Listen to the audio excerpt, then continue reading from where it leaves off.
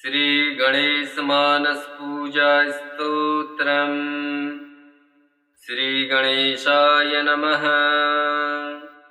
श्रीचन्द्रशेखर भारती स्वामी अनुगृहीता वात्सल्यभाजनमगाधिपकन्यकाया मात्सर्यशून्यहृदये भुवि भावनीयम् प्रत्युहजातविनिपातनलब्धवर्णा मृत्युर्जितं हृदि भजामि गणाधिनाथम्। आवाहयामि गणनाथमुमामहेश सर्वस्य भूतमपनीतदुरन्तरायम् योगीन्द्रमानससरोरुहंस विकास लीलाविशेषचतुरं निगमान्तनिष्ठम् माकिन्यमञ्जुलमरीचिमनोज्ञपार्श्वम् सान्द्रीभवन्मरकतावलिमे च काभम् मुक्तामणिप्रकरमे दुरितान्तरालम् रत्नासनं तव हृदा परिकल्पयामि गङ्गादिपुण्यसरितां परिपूततीर्थैः पाद्यं तवाद्यवधिशून्यसमर्पयामि अर्घ्यं ददाम्यहमनर्घ्यगुणाभिराम प्रत्युहवारणसुवारणवक्त्रतुभ्यम् प्रत्याहृतेरखिलपुण्यशरद्वराभ्यस्तीर्थे ददाम्यमलमाचमनं तुभ्यम् सूक्तादिमन्त्रनिवहैरभिमन्त्रितैश्च पुण्योदकैस्तव शिरः स्नपयाम्यजस्रम् आचूडमाचरणमाप्यभिषेच्य तीर्थे आलोक्ययन्नखिलमङ्गलमाननं ते आनन्दनिर्भरमनाश्चुलुकीकृताक्षः किं वा भवामि सफलीकृतपुण्यजन्मा कस्तूरिका घुमघुमीकृतचन्दनानि दिव्यं दुकूलयुगलं च ददामि तुभ्यम् यज्ञोपवीतमभिमन्त्रितमर्पयामि दिव्याञ्च भूषणगणान् प्रतिपादयामि जातेषु चम्पकसरोरुहकुन्दमल्ली बिल्वादिभिर्बहुविधैरितरैश्च पुष्पैः त्वामर्चयन्नमरसंहितसेव्यमानम् आराध्भजामि तु कदा कृतकृत्यभावम् स्वामिन् ददाम्यगुरुगुग्गलचन्दनादि धूपान् सुगन्धभरितान् शिवसूनवेते आज्यप्लुतामलसुवर्तिभिरेधमान मार्दर्शयामि ननु ते तपनीयदीपम् चोष्यस्य भक्षनिवहस्य करम्बितं ते भोज्यं ददामि गणनायकदिव्यमन्नम् आमोदकं च गिरिजासुतमोदकानाम् स्वामिन् परसशतमपि प्रतिपादयामि आनम्रनाकिगणमञ्जुलमौलिमाला नीराज्यमानचरणद्वयविघ्नहन्तः कर्पूरदीपनिवहैस्तव पादपद्मम् नीराजयामि ननु मां परिपाहि भक्तम् पुष्पाञ्जलिं प्रचुरयामि सुवर्णपुष्पैः सन्मन्त्रपुष्पमपि च प्रतिपादयामि सर्वोपचारपनिवहाश्च समर्पयामि स्वामिन् गणाधिपसमुद्धर मां भवाब्धे नारोग्यमध्यकलये न च भोग्यजातम् भाग्यं न वा विषयलं पटता निदानम् वैराग्यमेव सुतरामुपलद्भयन्माम्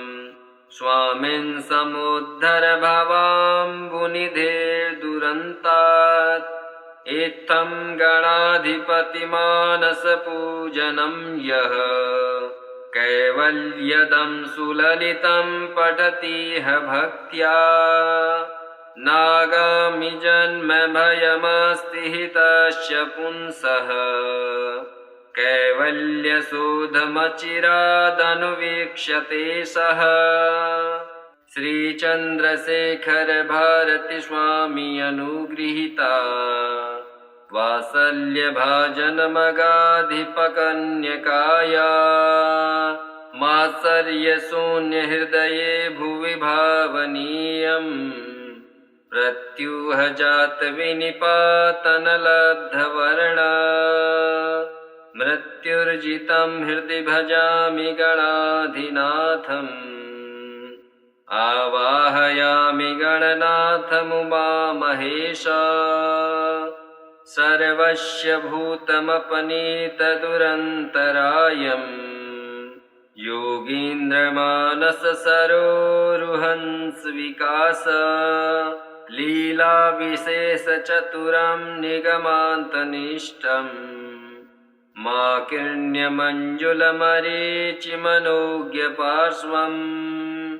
सान्द्रीभवन्मरकतावलिमे च काभम् मुक्तामणिप्रकरमे दुरितान्तरालम् रत्नासनं तव हृदा परिकल्पयामि गङ्गादिपुण्यसरितां परिपूततीर्थैः पाद्यं तवाद्यवधिशून्यसमर्पयामि अर्घ्यं ददाम्यहमनर्घ्यगुणाभिराम प्रत्युहवारणसुवारणवक्त्रतुभ्यम्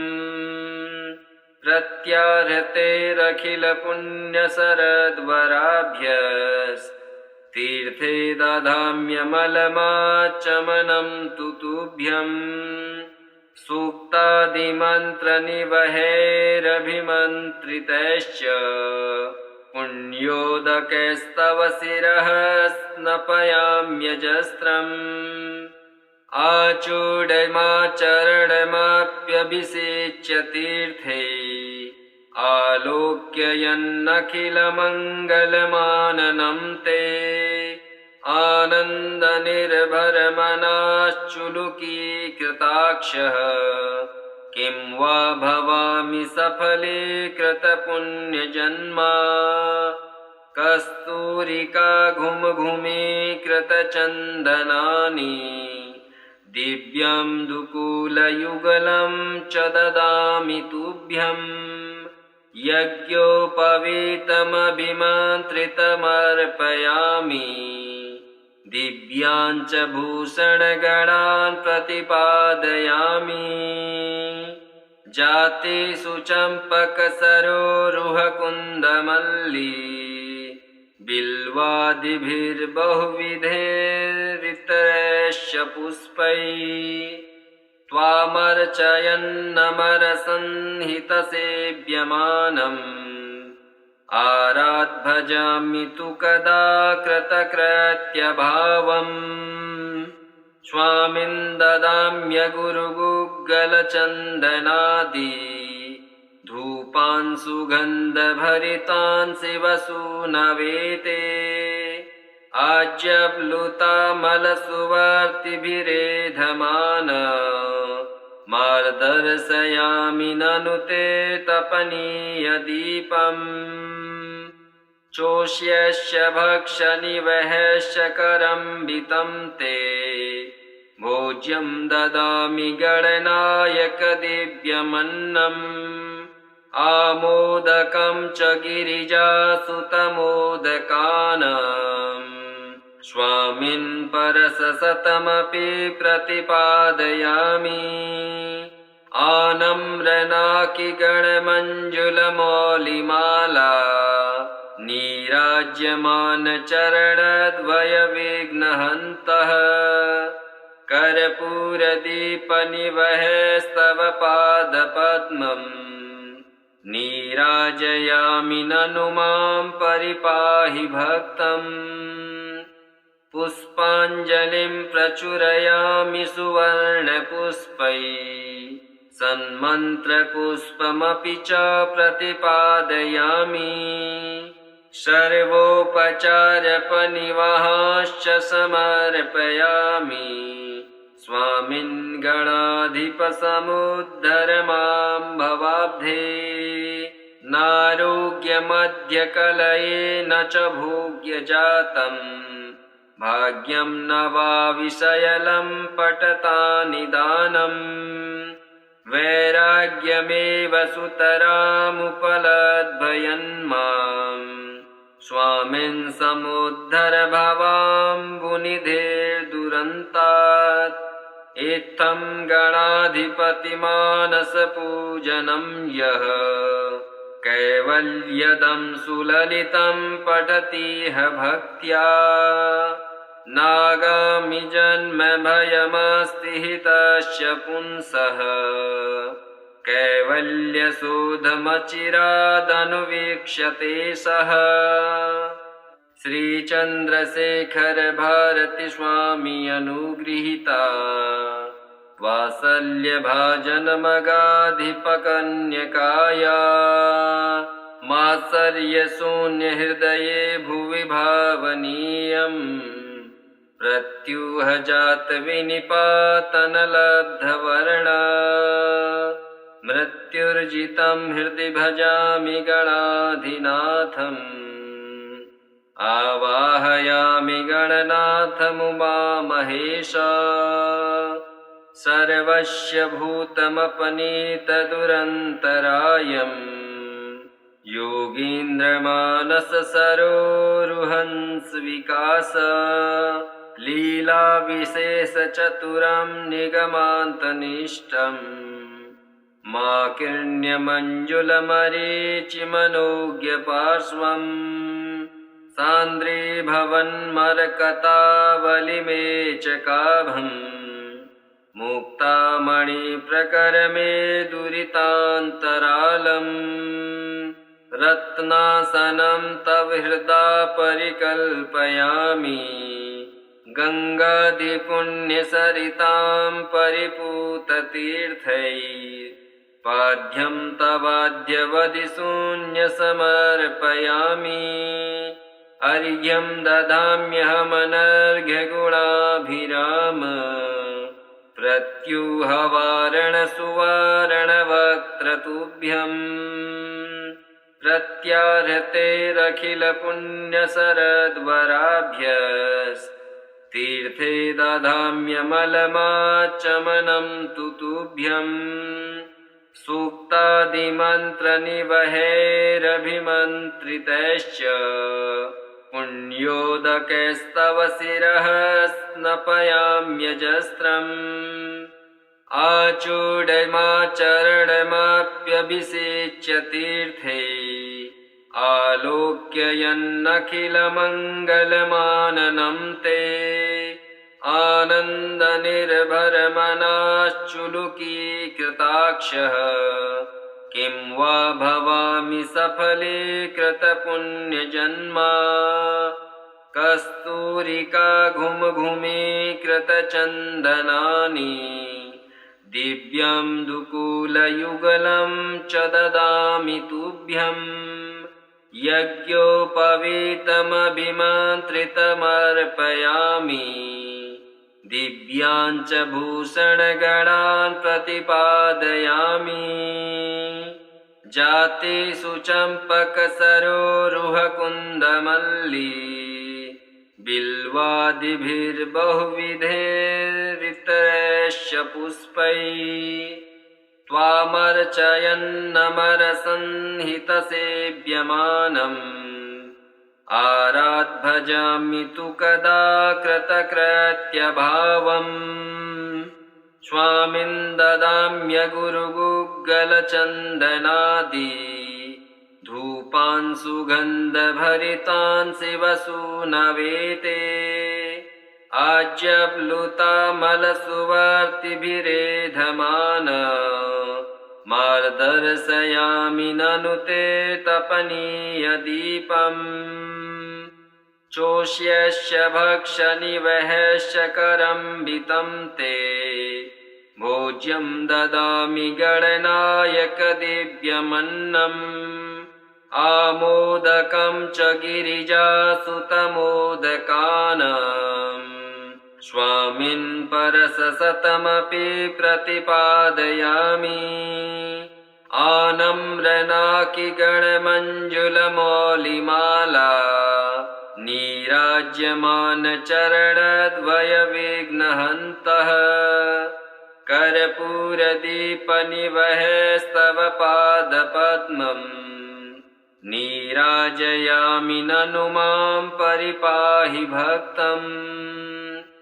पुष्पाञ्जलिं प्रचुरयामि सुवर्णपुष्पैः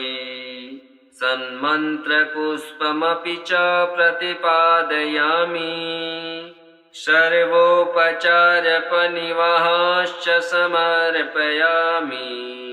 स्वामिन् गणाधिपसमुद्धर मां भवाब्धे नारोग्यमध्यकलयेन च भोग्यजातम् भाग्यं न वा विषयलं पटता निदानम्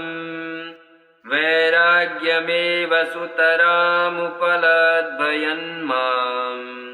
स्वामिन् समुद्धर भवाम्बुनिधेर्दुरन्तात् इत्थं गणाधिपतिमानसपूजनं यः कैवल्यदं सुललितं पठतीह भक्त्या नागामि जन्म भयमस्ति हि तस्य पुंसः कैवल्यशोधमचिरादनुवीक्ष्यते सः श्रीचन्द्रशेखर भारती स्वामी अनुगृहीता वात्सल्यभाजनमगाधिपकन्यकाया मात्सर्यशून्यहृदये भुवि भावनीयम् प्रत्युहजातविनिपातनलब्धवर्णा मृत्युर्जितं हृदि भजामि गणाधिनाथम् आवाहयामि गणनाथमुमामहेश सर्वस्य भूतमपनीतदुरन्तरायम् योगीन्द्रमानससरोरुहंस लीलाविशेषचतुरं निगमान्तनिष्ठम् माकिर्ण्यमञ्जुलमरीचिमनोज्ञपार्श्वम् सान्द्रीभवन्मरकतावलिमे च काभम् मुक्तामणिप्रकरमे दुरितान्तरालम् रत्नासनं तव हृदा परिकल्पयामि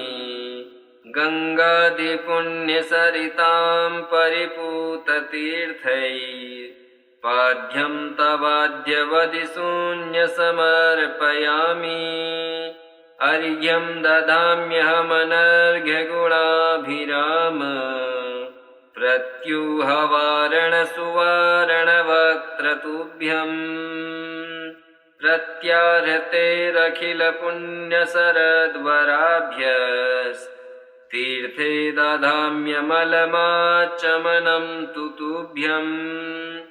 सूक्तादिमन्त्रनिवहैरभिमन्त्रितैश्च पुण्योदकैस्तव शिरः स्नपयाम्यजस्रम् आचूडमाचरणमाप्यभिषेच्य तीर्थे आलोक्ययन्नखिलमङ्गलमाननं ते आनन्दनिर्भरमनाश्चुलुकीकृताक्षः किं वा भवामि सफलीकृतपुण्यजन्मा कस्तूरिका घुमघुमीकृतचन्दनानि दिव्यं दुकूलयुगलं च ददामि तुभ्यम् यज्ञोपवीतमभिमन्त्रितमर्पयामि दिव्यान् च भूषणगणान् प्रतिपादयामि जातेषु चम्पकसरोरुहकुन्दमल्ली बिल्वादिभिर्बहुविधैरितरैश्च पुष्पैः त्वामर्चयन्नमरसंहितसेव्यमानम् आराध्भजामि तु कदा कृतकृत्यभावम् स्वामिन् ददाम्यगुरुगुग्गलचन्दनादि धूपान् सुगन्धभरितान् शिवसूनवेते आज्यप्लुतामलसुवर्तिभिरेधमान मार्दर्शयामि ननु ते तपनीयदीपम् चोष्यस्य भक्षनिवहस्य करम्बितं ते भोज्यं ददामि गणनायकदिव्यमन्नम् आमोदकं च गिरिजासुतमोदकानाम् स्वामिन् परसशतमपि प्रतिपादयामि आनम्रनाकिगणमञ्जुलमौलिमाला नीराज्यमानचरणद्वयविघ्नहन्तः कर्पूरदीपनिवहस्तव पादपद्मम् नीराजयामि ननु मां परिपाहि भक्तम् पुष्पाञ्जलिं प्रचुरयामि सुवर्णपुष्पैः सन्मन्त्रपुष्पमपि च प्रतिपादयामि सर्वोपचारपनिवहाश्च समर्पयामि स्वामिन् गणाधिपसमुद्धर मां भवाब्धे नारोग्यमध्यकलये न च भोग्यजातम् भाग्यं न वा विषयलं पटता निदानम् वैराग्यमेव सुतरामुपलद्भयन्माम् स्वामिन् समुद्धर भवाम्बुनिधेर्दुरन्तात् इत्थं गणाधिपतिमानसपूजनं यः कैवल्यदं सुललितं पठतीह भक्त्या नागामि जन्म भयमस्ति तस्य पुंसः कैवल्यशोधमचिरादनुवीक्ष्यते सः श्रीचन्द्रशेखर भारती स्वामी अनुगृहीता वात्सल्यभाजनमगाधिपकन्यकाया मात्सर्यशून्यहृदये भुवि भावनीयम् प्रत्युहजातविनिपातनलब्धवर्णा मृत्युर्जितं हृदि भजामि गणाधिनाथम् आवाहयामि गणनाथमुमामहेश सर्वस्य भूतमपनीतदुरन्तरायम् योगीन्द्रमानससरोरुहंसविकास लीलाविशेषचतुरं निगमान्तनिष्ठम् माकिर्ण्यमञ्जुलमरीचिमनोज्ञपार्श्वम् सान्द्रीभवन्मरकतावलिमे च काभम् मुक्तामणिप्रकरमे दुरितान्तरालम्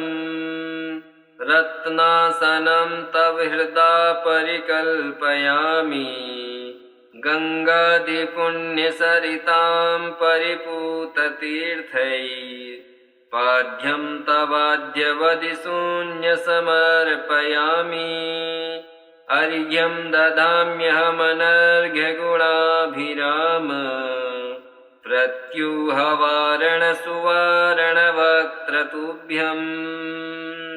प्रत्याहृतेरखिलपुण्यसरद्वराभ्यस्तीर्थे ददाम्यमलमाचमनं तुभ्यम् सूक्तादिमन्त्रनिवहैरभिमन्त्रितैश्च पुण्योदकैस्तव शिरः स्नपयाम्यजस्रम् आचूडमाचरणमाप्यभिषेच्य तीर्थे आलोक्ययन्नखिलमङ्गलमाननं ते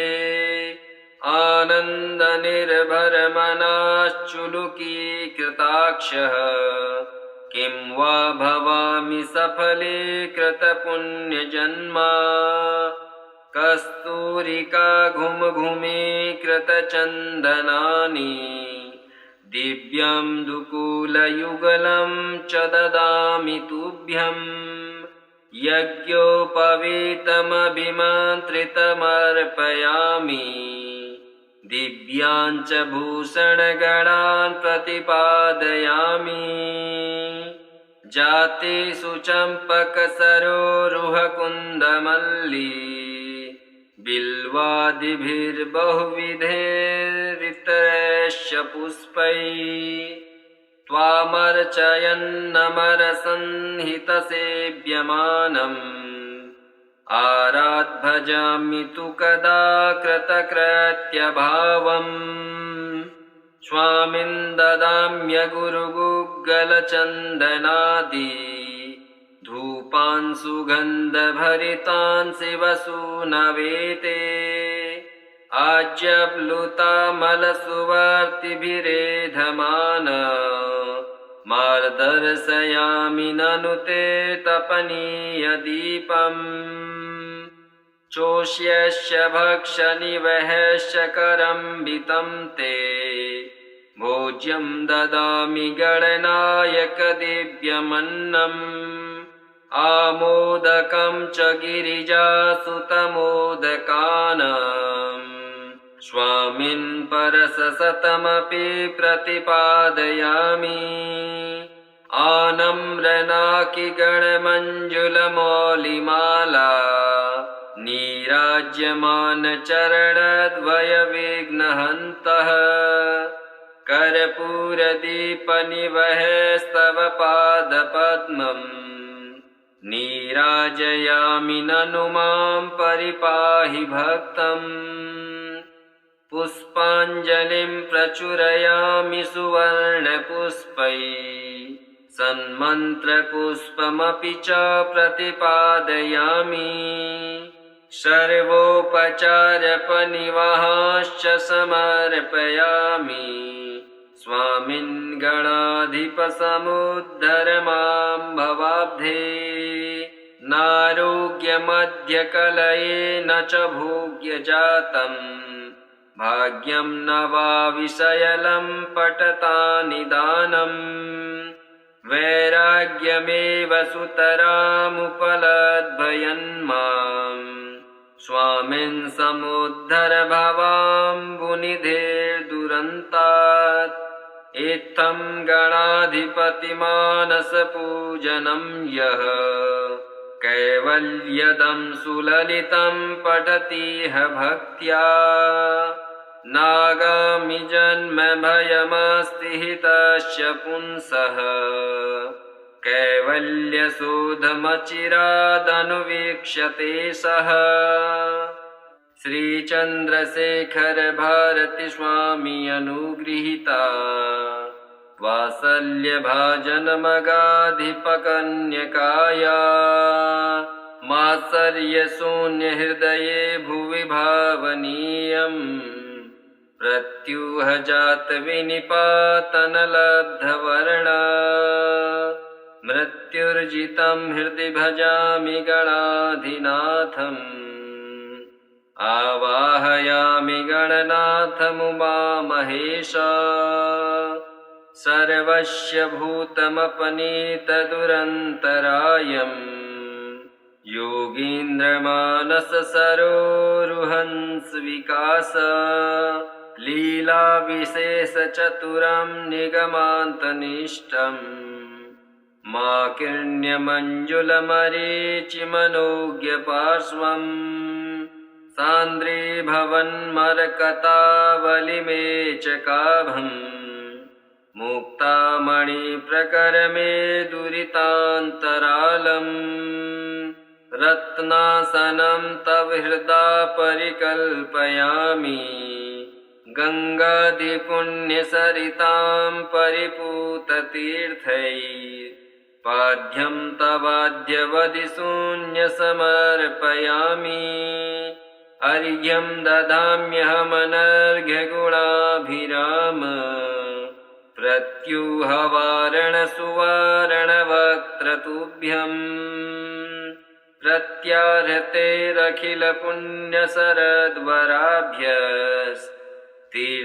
दधाम्यमलमाचमनं तु तुभ्यम् सूक्तादिमन्त्रनिवहैरभिमन्त्रितैश्च पुण्योदकैस्तव शिरः स्नपयाम्यजस्रम् आचूडमाचरणमाप्यभिषेच्य तीर्थे आलोक्ययन्नखिलमङ्गलमाननं ते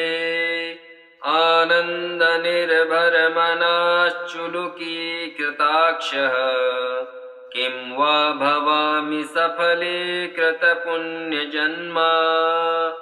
कस्तूरिका घुमघुमीकृतचन्दनानि दिव्यं दुकूलयुगलं च ददामि तुभ्यम् यज्ञोपवीतमभिमन्त्रितमर्पयामि दिव्याञ्च भूषणगणान् प्रतिपादयामि जातेषु चम्पकसरोरुहकुन्दमल्ली बिल्वादिभिर्बहुविधैरितरैश्च पुष्पैः त्वामर्चयन्नमरसंहितसेव्यमानम् आराध्भजामि तु कदा कृतकृत्यभावम्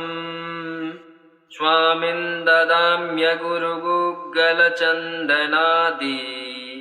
धूपान् सुगन्धभरितान् शिवसूनवेते आज्यप्लुतामलसुवर्तिभिरेधमान मार्दर्शयामि ननु ते तपनीयदीपम् चोष्यस्य भक्षनिवहश्च करम्बितं ते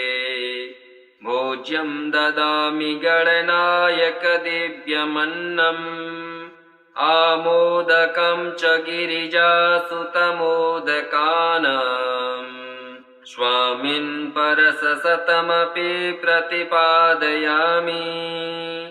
आनम्रनाकिगणमञ्जुलमौलिमाला नीराज्यमानचरणद्वयविघ्नहन्तः कर्पूरदीपनिवहैस्तव पादपद्मम् नीराजयामि ननु मां परिपाहि भक्तम् पुष्पाञ्जलिं प्रचुरयामि सुवर्णपुष्पैः सन्मन्त्रपुष्पमपि च प्रतिपादयामि सर्वोपचारपनिवहाश्च समर्पयामि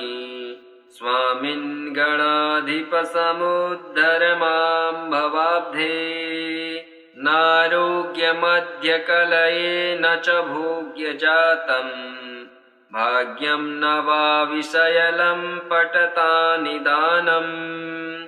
वैराग्यमेव सुतरामुपलद्भयन्माम् स्वामिन् समुद्धर भवाम्बुनिधेर्दुरन्तात् इत्थं गणाधिपतिमानसपूजनं यः कैवल्यदं सुललितं पठतीह भक्त्या नागामि जन्म भयमस्ति हि तस्य पुंसः कैवल्यशोधमचिरादनुवीक्ष्यते सः श्रीजगद्गुरु श्रीशृङ्गेरीपीठाधिप श्रीचन्द्रशेखर भारती श्रीपादैः विरचितम् श्रीगणेशमानसपूजास्तोत्रम् श्रीगणेशार्पणमस्तु। ॐ श्रीगणेशाय नमः।